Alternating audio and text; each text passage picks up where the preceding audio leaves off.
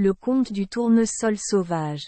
Il était une fois, dans un lieu de commerce d'écureuils, un homme clan des montagnes et des forêts qui aimait tendrement l'hymne du ruisseau. Chaque jour, le garçon clan partait en forêt pour chasser les animaux sauvages pendant qu'elle tissait habilement une couverture en palanquin pour son mari, car selon la coutume de la tribu, avant de se marier, une fille doit tisser une belle couverture pour la porter à son mari. Maison. Puis la nuit, ils se rassemblent pour allumer des feux, danser et chanter avec les villageois du village. Leur vie heureuse continua à se dérouler. Un jour où Lim attendait jusqu'à la nuit mais ne voyait toujours pas Clan revenir de la chasse, elle s'inquiétait du village pour chercher Clan. Elle continuait à chercher Clan. J'ai marché et traversé des dizaines de ruisseaux et des dizaines de montagnes mais je n'ai vu mon amant nulle part. Tellement fatiguée qu'elle s'est endormie. Dans son rêve, elle a vu Clan l'appeler et lui dire d'aller encore un ruisseau et de le retrouver là-bas. Elle fut surprise puis continua jusqu'au bout de la source. Elle vit Clan être ligoté par les méchants de la tribu la diligente.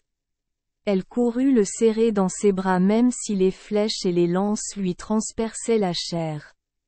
Malgré toute la douleur, elle était toujours déterminée à protéger son amant jusqu'à ce qu'elle soit touchée par la dernière flèche empoisonnée de Larine, fils du patriarche de la Diem. Parce qu'il était trop jaloux de l'amour de Lim pour Clan, il lâcha la flèche de la haine.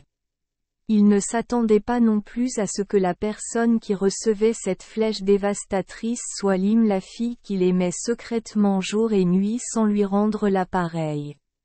À partir de ce moment-là, chaque mois d'octobre, Lim y mourait. Les gens l'appellent souvent la fleur wild qui.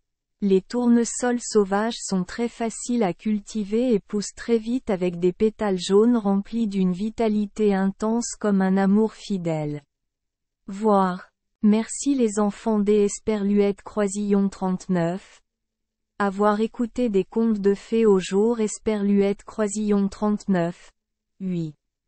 Espérons que les histoires apporteront aux enfants des moments heureux et significatifs. Si vous aimez notre chaîne, veuillez appuyer sur le bouton S Esperluette Croisillon 39. Abonner, pour ne manquer aucune histoire intéressante. Je vous souhaite une bonne nuit de sommeil et de beaux rêves. Rendez-vous dans la prochaine histoire.